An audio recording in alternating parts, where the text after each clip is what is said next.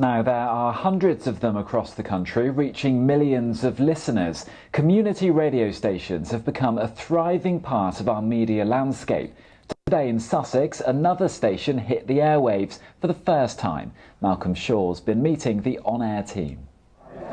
Good morning, wonderful world, beautiful people. This is Jimmy Cliff, our first tune, 103.8 FM, Burgess Hill Community Radio. It's been up and running for over 2 years, but today Burgess Hill Radio finally hit the airwaves. The community station has been given an FM frequency, allowing it to broadcast to listeners in a 3-mile radius. Previously, it's been online only. 3, 2, 1.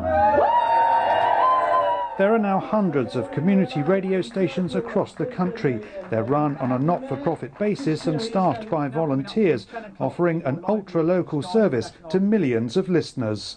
The commercial radio stations sometimes forget where they come from, but Burgess Hill Community Radio is here for the community. We will serve the community and we will listen to what the community wants.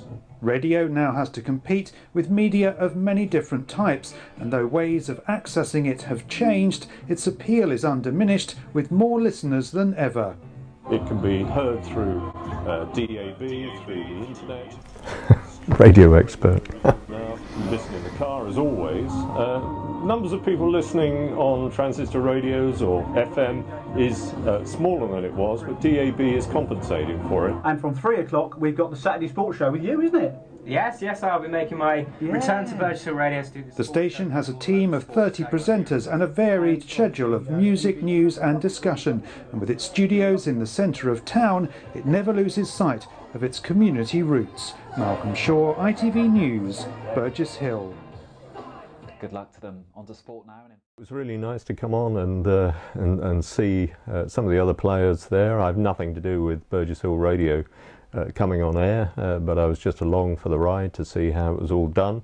To get on Meridian News tonight, even just for 20 seconds. I'm nothing to do with Burgess Hill Radio, but I do live in Burgess Hill, so it was nice to see the Meridian cameras. I didn't ask to be interviewed, but Malcolm Shaw, who I have met before, recognised me and said, would I like to do something? A comment to camera about community radio in general. It's really nice to be able to do that.